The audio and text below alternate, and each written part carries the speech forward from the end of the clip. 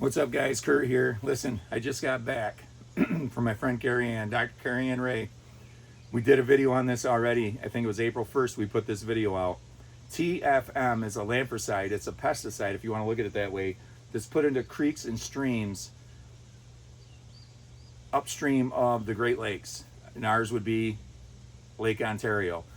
And lamprey eels are a very bad thing for the fisheries in the Great Lakes. And what this pesticide does is kill the lamprey eggs. When they come up in the spring, they lay eggs, and this stuff kills the eggs before they can hatch out and go back into the lakes. The problem is it's a chemical, and there's protocols and things that have to happen to let homeowners know and landowners know that this chemical is going to be introduced into the waters near their property and near their land. And it's alarming to think that nobody has any answers as far as the impact of human beings and animals and other fish. And you're gonna hear a lot from Carrie Ann in this second installment. Sit back, enjoy the show, educate yourself on this stuff, and eventually when I get links to some of the websites that she wants you guys to go check out, I'll put them in here, but they won't be here right away. She's got to get them to me. But anyway, guys, share this video, share the shit out of this video. This isn't a bash on the fisheries of the Great Lakes. This isn't a bash on the DEC and whoever else is trying to combat this problem. It just needs to be done in a safe way, and there are other alternatives, and you're going to hear some of them in this video. Enjoy the show. All right, guys, Kurt here. Back with Carrie Ann again on this lamprey eel infestation, supposedly, right? And how they're going to combat this situation. I think it was April 1st, the first video went up. And I'll put the link in the description here. So anybody that didn't see that can go watch that one and then watch the conclusion here. Maybe not the conclusion, but the second chapter in this story. So go ahead, Carrie Ann, what do you got? What'd you find? Well, I just thought it would be a good idea for us to get back together so everybody could know kind of where we stand. It's been pretty busy since April 1st in regards to just who I've been communicating with. So just to let people know, I just submitted another article to the Queen Central that he had asked for. So I'm not sure if that's going to be this week or next week. It'll be whenever he has room. So keep an eye out for that. And there has been several little small articles in the Camden Queen Central. What he does is he goes to all of the different town board meetings and he always writes a little summary. So in almost all the summaries is there, you'll see that it'll be my name and that I was there and the issues that I'm bringing up or concepts I'm talking about and what the boards are looking to do. So just so everybody is aware, the town of Camden, the town of Vienna, and the town of Ansville, those are the three board meetings that I have been attending and sharing information with. Right now, it is pretty much confirmed that Vienna and Camden are going to work collaboratively to write a formal letter to the Great Lakes Fish Commission requesting answers to very specific questions and concerns, many of which I posed and got no answers to. And I felt that at this point, it really needed to come from someone besides me. So they both those boards agreed that probably just them working together would be a good thing to do. And then I supplied them with all of the background information, and they're hopefully going to be working on that.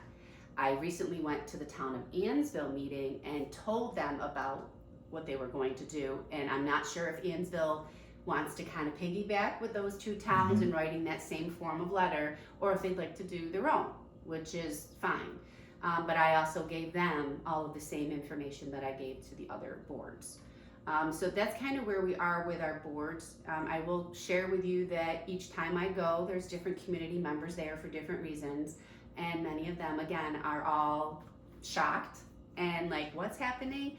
And then usually come and talk to me afterwards and ask me questions. And then usually board members will ask me more questions and are very interested in the documents that I have. The one thing that one of the board members said recently was that they were shocked at how much actual documentation I have.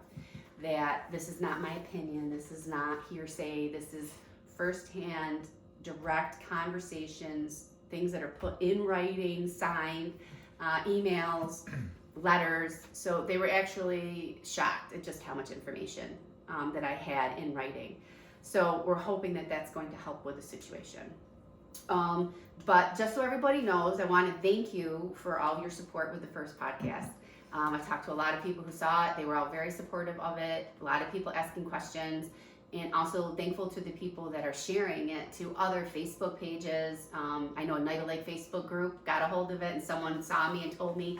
So that's what we need to have happen. Yeah, blast it out there, Yeah. guys. If you see this video, share the hell out of this. This is a big deal that could be harmful to people's health. Yes. So, and News Channel 5 did come and do that interview, and they did do a digital article, and they called me and told me they got a huge response from it. And then they asked me for help in regards to what kind of questions do you want to see answered, because we want to make sure when we have this over the phone interview, we're asking questions that we should be asking. And then I saw a response digital article that News 5 did, and they spoke to some gentleman that I've never heard of. He's a legislative person for the commission. And he basically said we would take responsibility for anything we've done wrong. However, we're doing everything we need to do. And that was literally the article. Mm-hmm. So I've been in communication with News Channel 5, and I've shared with him, so I'll share it here, that I am a little, to say, disappointed in the fact that they're moving so slowly with the story. Every time I speak with him, he tells me how big the story is, how huge this is. It's just they're very short-handed. It's hard to get the researchers, and they have to look at both sides of the story. And pulling all this information is very difficult, but it's not forgotten. Right. So, we'll see.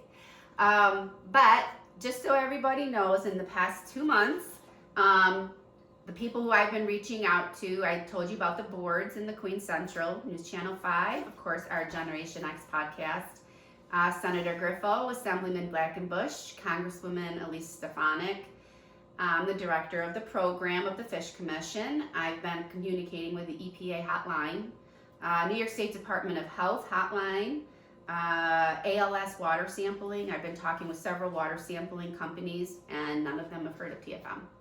And Never even heard of it. Nope. And none of them know how to test for it either. So that was obviously has been concerning. Senator Schumer and Gillett Brandt did receive an email from Blackenbush's office. I will share with everybody. I did a Zoom call with Blackenbush's office in mid-April, and of course they were very surprised by this information and wanted to see what they could do. They have since sent an email to the U.S. elected officials saying, this is an issue we think that you should look into, please move forward with it. And I have also reached out to both Senator Griffo and Blackenbush if they could prepare a formal statement on how they feel about the situation or what they're doing, because I think at least a formal statement could then be used either on a podcast or could be given to the boards. Any feedback from them yet? Their office at least? One of them has indicated they're working on it and will get that to me as soon as possible. Have not heard back yet from the other office. Okay. As far as Elise Stefanik, she did respond to the email and sent kind of a generic letter about how important the environment is to her. And I've been working with some phone calls to her legislative assistant and waiting to hear back. Mm-hmm. So I understand there's a lot going on in the world. Yeah, they're busy, Everybody's busy.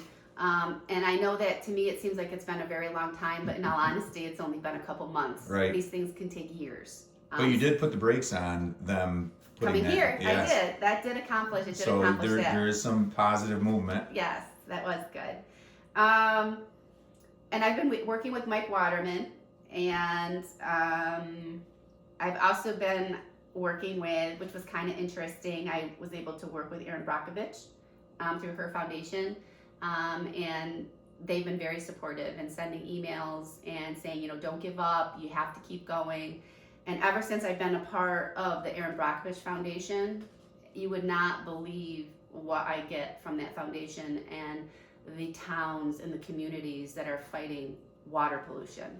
It keeps you up at night. It really does. It's scary to think what they're getting away with that It's people very don't know scary. about. It is, and every story is about someone who just kind of starts it and doesn't give up, and I really don't want to be that person. I'm hoping that it can move more to an elected official, and then they can take the glory for it. That's fine. Right. But I think it's going to still take myself and some local people continuing to push, the effort. And then I've also too been working with, we have some music in the background, sorry.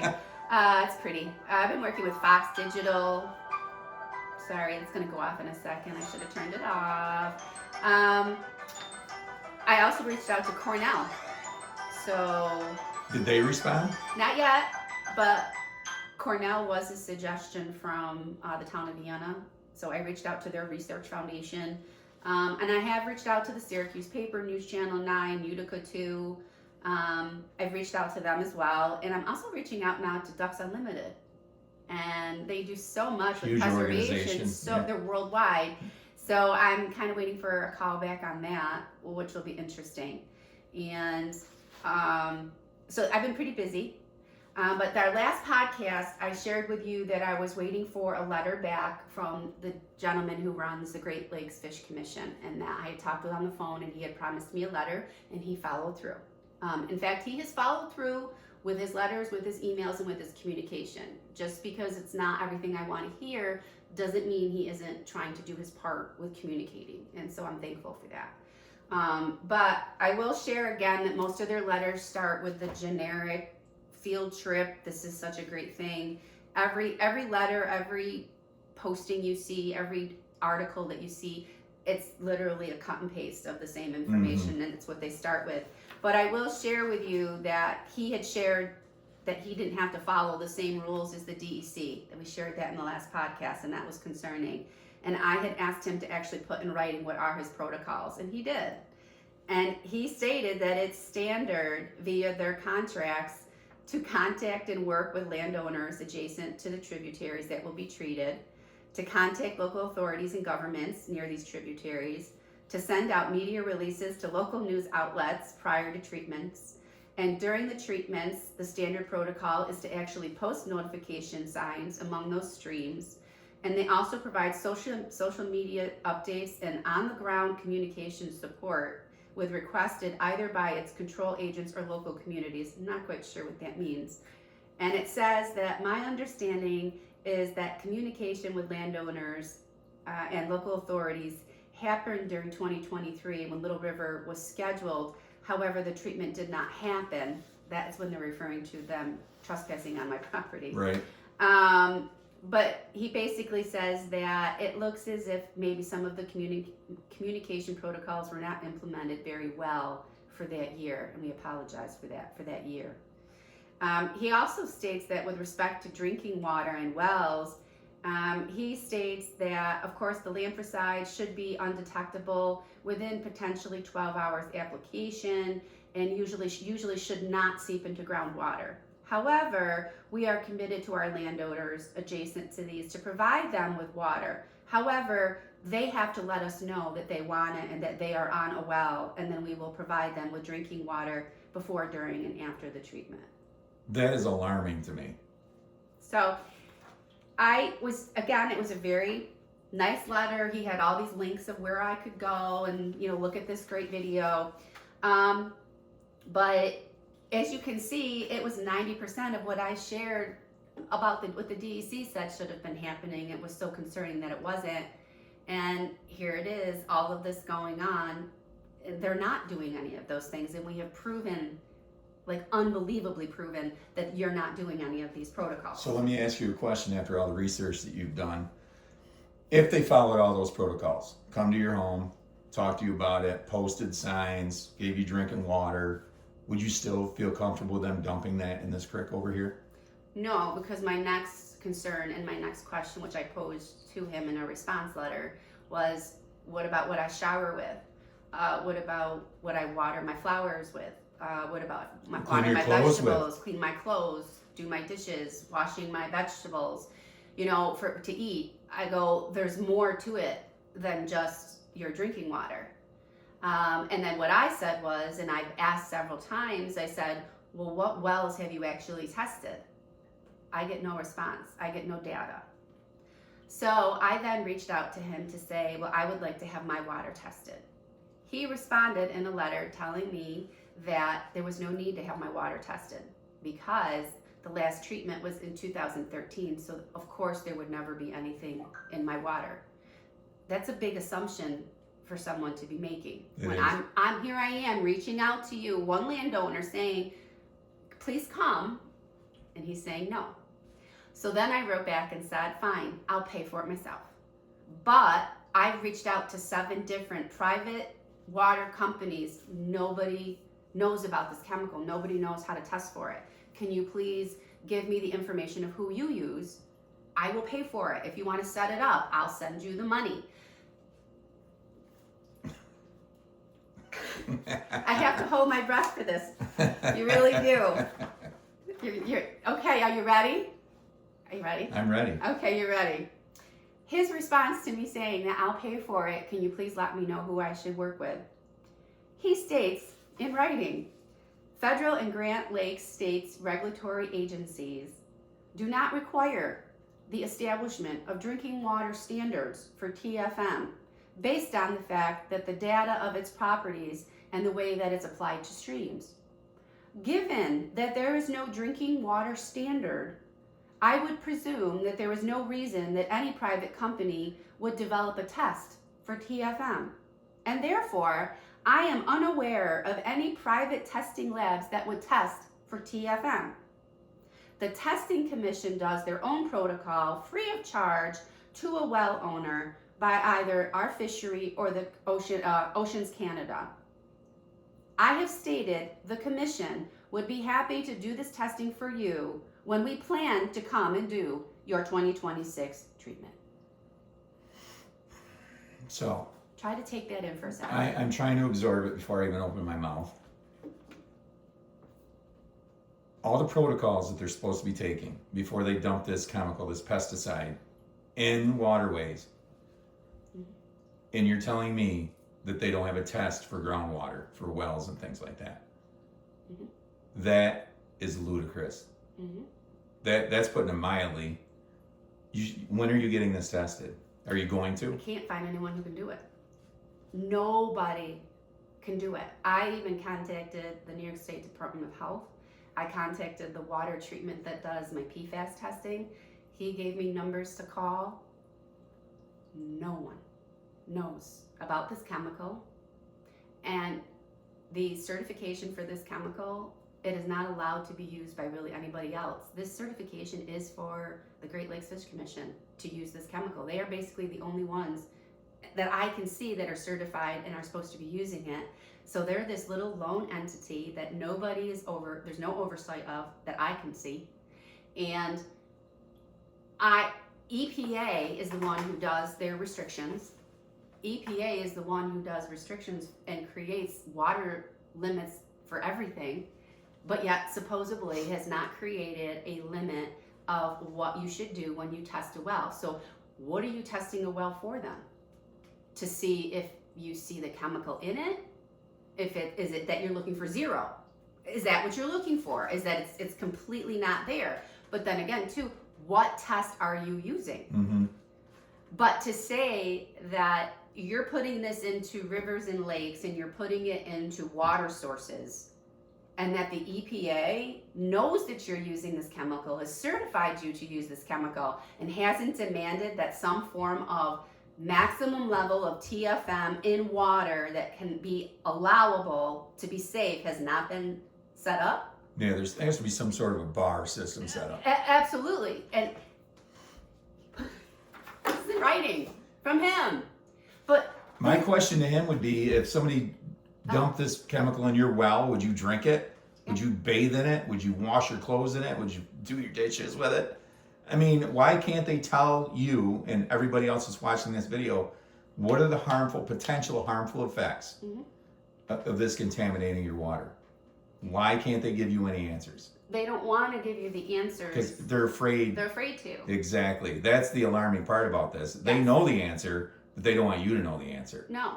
And so it's like, obviously I gave all of that to the boards, and the one woman at one of the boards, she read that email and I could see she was reading it. She was trying to take it in. And then she read it again.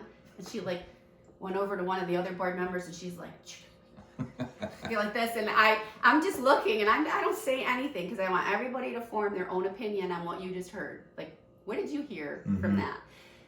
But so alarming to the fact that I can't even, as like they say, people who have wells, you really should take it upon yourself to go get your water tested once a year. Go to your county water department, health department, and get it tested. Just like you at public water, you get a report, or you can ask for a report once a year that will let you know what they've tested. Right.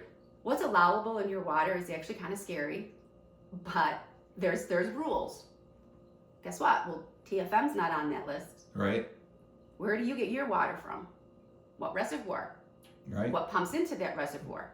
It's all the waterways that run through this village. They all go through it. So Yeah. just because you're on public water, don't think that this video or this issue doesn't potentially apply to you. Exactly. If you're on city water, village water, Yes. it can affect you. So, and I know I've said the word PFAS, P-A-F-S, that toxic chemical, and I know I've said that a lot, but it's so in the news right now.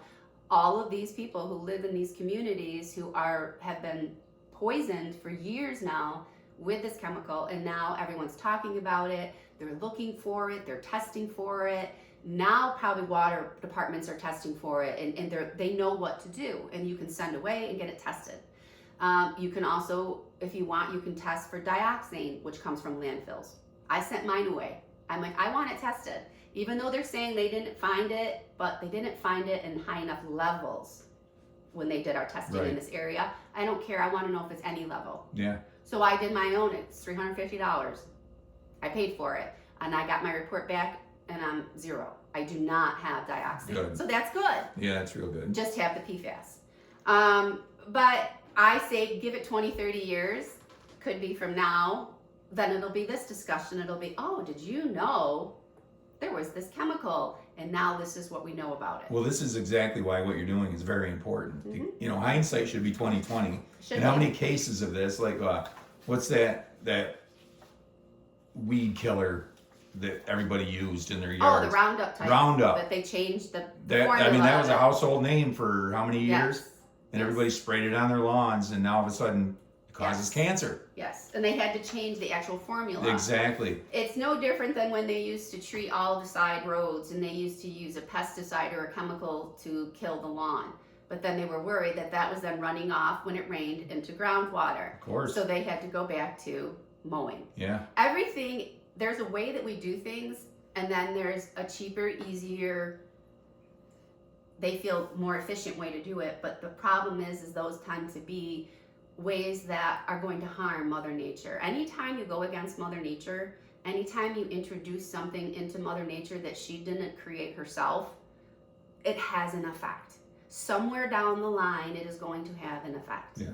So this is a major introduction into Mother Nature that is not supposed to be there.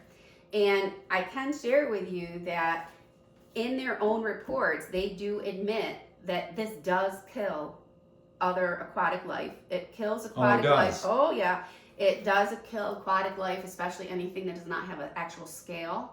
So your frogs, your tadpoles, anything like that. Bullhead. Yes, they've got here. They just sampled one river in Lake Superior, just one little sampling, and they found 75 log perch. I don't know what these are, and in one river, 84 mud puppies.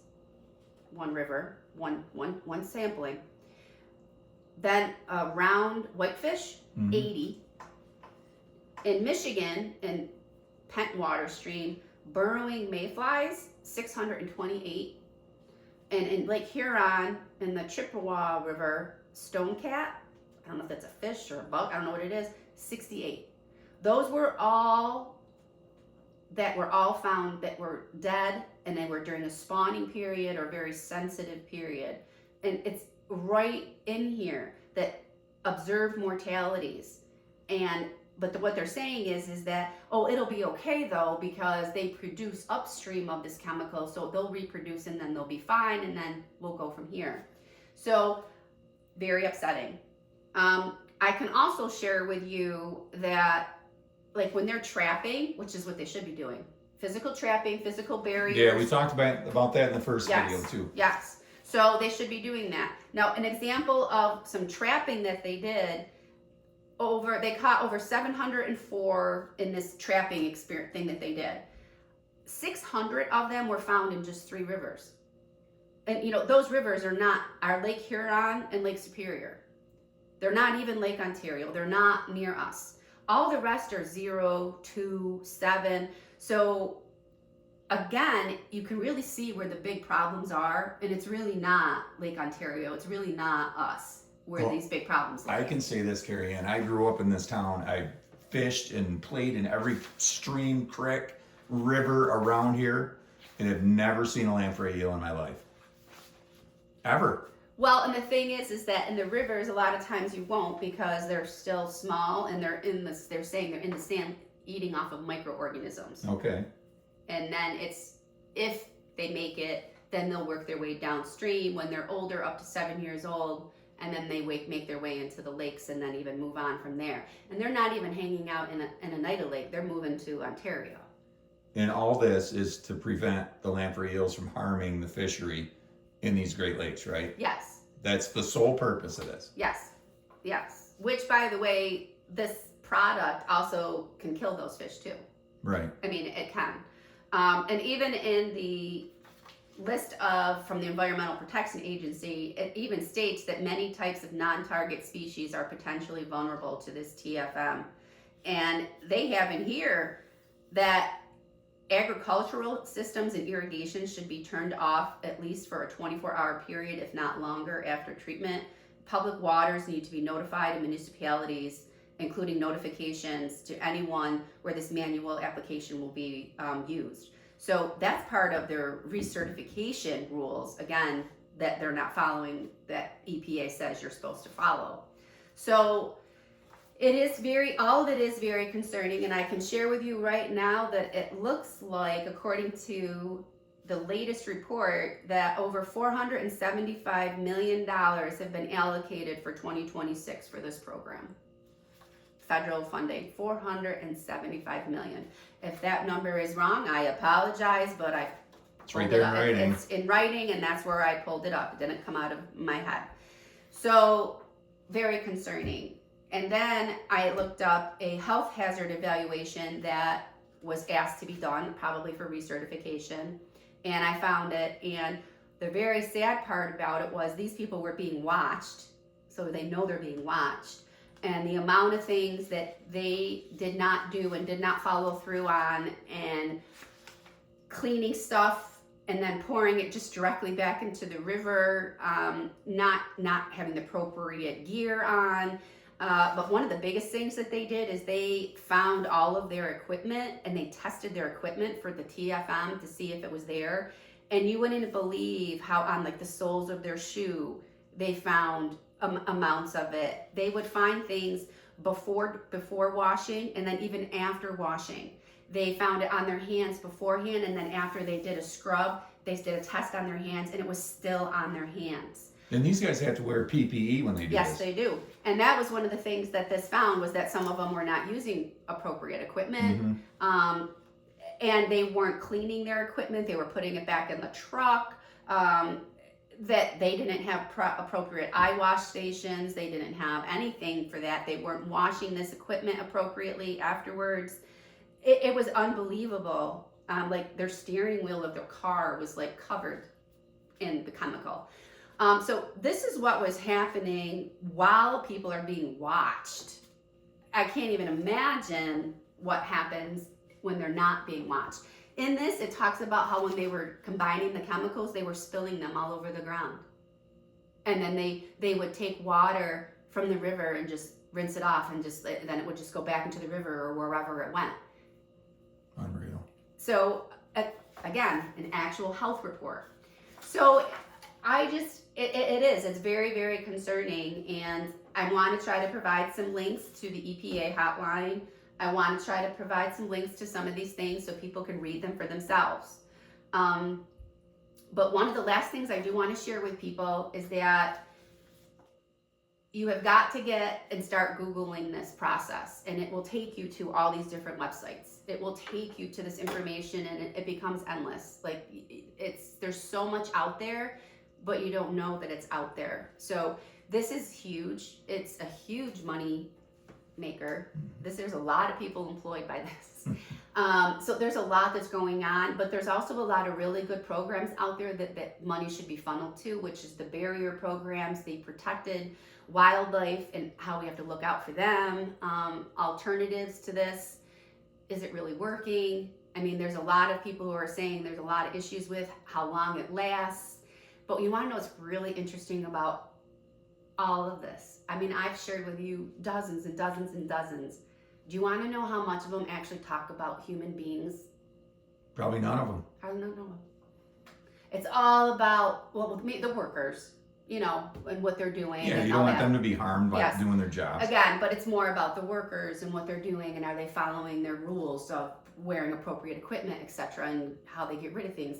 But nobody's talking about, what about testing, what about how this could be harming humans. Mm-hmm. I mean, and again, the fact that there's not even an actual water limit, that nobody even knows what that is, or an actual demand that you have to test wells. Landowners shouldn't have to come find you and not even know what's happening. How can they find you? Well, if they're not following protocol in the Yeah. beginning, then the landowners probably don't even know it was No. there. You should have to send them a flyer to let them know, and then they have to contact you. Yeah. And then when they get dates when they're doing things, those dates could be a whole month period of time. Well, how am I supposed to know what day you're doing it on? Right. You know, so it does get very, very confusing.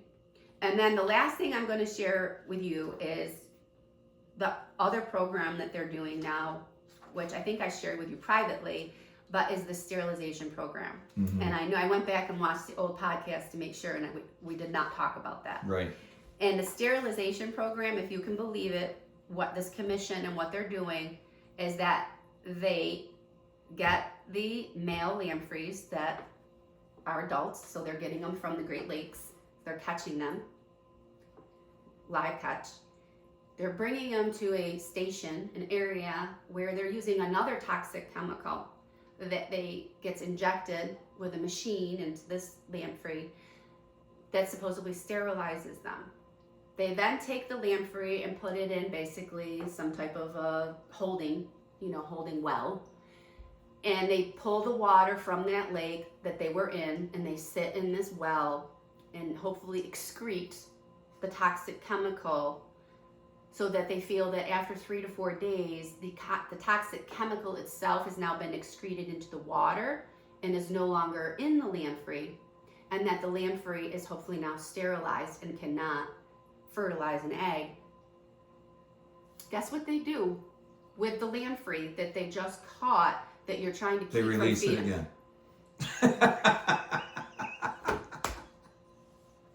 Can't make this up. Now let's get this straight too. I'm not done with it yet. Go ahead, and then So then that water that has all that toxic chemical in it, they supposedly run it through a charcoal filter and put that water, guess where? back in the lake. This is all in writing. I don't get it. I don't understand it. So they talk about the fact, what was the number? Like the whole goal of this is so that these things are not chewing and biting and eating and killing the fish. So you just caught them. Why would you spend money to sterilize them? Why would you not just kill them? Yeah, and release them back into the water. Get rid of them. We're talking, when they're doing this program, thousands. Why would you put them back in the water? Yeah, other invasive species, if you catch them, they'll put a memo out, throw them on the bank. Don't put them back in the water if you catch them. I don't know why they're putting them back in the water. But I do want to make this point clear. Mm-hmm. You're not anti-lamprey control. I mean, you're all about, the fisheries and having a healthy fishery and all that stuff. It's just the application that's potentially dangerous to people, wildlife, other fish, animals. With no answers, it's frightening. Yes. And the fact that they have the barrier program, and then they have this, it's like an electricity thing that sends out like pulses. Mm-hmm. It's kind of like those little mole things you put in the ground, and it sends out pulses, and it deters them or makes them go into a certain area. They do have these programs, but what's really sad is that when you read up about it, they'll say, oh, well, but that program is kind of on hold due to funding or to lack of personnel. Well, how about we stop putting the money towards the chemicals? A lot of money into that. And let's start putting the money into the barriers and into looking into that. I certainly don't think that the money should be going into, you know, in actuality, I feel bad. I mean, they're literally, this is a live creature. It has feelings. I mean, you're taking it and harnessing it into some machine and jabbing it with a needle and putting a poison in it, and then, like, then they get released. You go back to their friends, say, I was abducted by aliens. Yes, exactly. I mean, it is kind of sad that, I mean, it's like, wow, like, that's like torture when you think about it. It seems like a lot of work just to release them back into the water. And I'm sorry, I mean, how do you know they're really sterilized? You don't. Do you go up into the water and find that same exact lamprey and see if any Talk to his fur girlfriend. comes out, or talk to the yeah, I mean, like, seriously, it's like really weird. So that is literally what they are doing. And I found a little research about another program they want to start, and I feel like it's just a program and then another one and another one, and then it's more employees and more money. But they want to start putting pheromones, a hormone, in the water that would make the male think that the female and the eggs are there out in the waters, and then therefore they would fertilize out there, but there would be no eggs there because that's not where the eggs are. So that you're tricking them to stay in the lake and not want to Thinking come the up female the river. and not come up. But the whole thing is that's a hormone. Mm-hmm. So now you want to put a pheromone, a hormone, into the water. You know, we've been there, done that with the hormones with the chickens and the cows, and so they produced sooner, and the chickens got bigger, and they produced more eggs. And what did we find? It was harming our children, and our children were growing reproductively, inappropriately. And then now everything is all anti-hormone, and well, we don't do that anymore. You know, that was big with Purdue Chicken. Mm-hmm. We know hormones. It's the same concept. We do something to try to make it quicker, easier, better, more efficient, more money, and then eventually something comes back to bite us, and then we try to backtrack and say, oh no, we're not doing that anymore. It's a fast track to what they think is the solution, and Yes. that's where you get into trouble. Yes. Without doing all your research. Yes, And now we got somebody on the game now pointing all this stuff out. I got it. So what's your next move? Next move is to continue to work with the boards on that letter and making sure that the letter gets to the commission. Also taking that letter and making sure it gets to each U.S. elected official. Then it's still reaching out to Stefanik's, I apologize, Stefanik's office, and wanting to be like, where are we going to go? Where can you go with us? Where can we go from here? Problem is now it's summer. You know, a lot of them aren't in session and they're back home and doing their own things. So I feel that probably what's going to end up happening is in the fall, I am going to be probably making a road trip to Albany to talk with local and potentially Washington to talk to U.S. and try to find those times and abilities where you can come in and you can speak to a committee, which would be a form of an environmental committee or something like that. And that's where a lot of these other stories that are out there, all those links I'm probably driving you crazy sending you, but that's how they got things going. Is they marched, they went and they showed what was happening, and they demanded someone listen to them, and you know, and you do it the right way, and you do it peacefully, and you ask to be heard, and you bring your documentation, and you just simply ask for a response, questions, help. So I have a feeling that that's what I'll be doing come September. I'll record it. I'll go with you. That'll be a good podcast. Yeah, record everything. Yes. But again, like I said, it's not anarchy. It's simply driving somewhere, going when you're supposed to, filling out the forms, asking to be heard, and basically want facts. you just sit down and say, these are my facts, these are my questions, I just need help with Just giving want answers. some answers. That's all they're looking for. Yeah. So Awesome. that's where we're going from Awesome, Carrie here. Ann. So keep me updated, and I'll keep people posted. And if you want to sit down and talk more, we'll keep doing that. This is installment 2. I'm sure there's going to be several more, Yes. guaranteed, until we get the answer, because we want to take everybody through to the end of this train and Yes. find out where this goes and how it's going to be resolved. And hopefully everybody wins. Yeah. And I hope people share Share, this share. information. That's right. You've got to do it. All right, guys. Thank you. That's Carrie Ann, full of knowledge. We're going to talk soon, I guarantee it. Thank you, All right. Carrie Ann. Thanks.